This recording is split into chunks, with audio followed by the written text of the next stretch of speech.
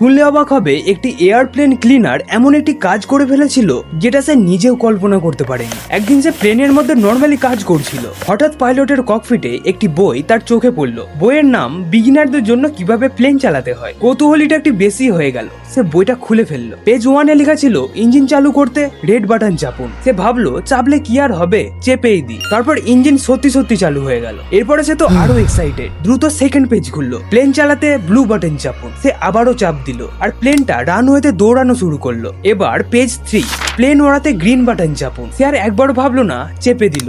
Broom, plane সোজা আকাশে। এখন আবার কি, একজন ক্লিনার যে কিনা একটি রিয়েল প্লেন উড়াচ্ছে। কিন্তু 20 মিনিট পর তার মাথায় আসলো আমি এখান থেকে নামবো কি করে। তখন সে তাড়াতাড়ি পেজ 4 খুললো আর সেখানে লেখা আছে প্লেন নামাতে চাইলে এই বইয়ের সেকেন্ড পার্ট নিকটবর্তী বইয়ের দোকান থেকে সংগ্রহ করো। ইমাজিন করো লোকটার অবস্থাটা এখন কি হয়েছে। ঠিক এভাবে কাজ করার আগে সবকিছু এক্সপিরিয়েন্স না নিলে ঠিক এভাবে আকাশে আটকে রয়ে যেতে হয়। এমন ভিডিও দেখতে তাড়াতাড়ি সাবস্ক্রাইব করো।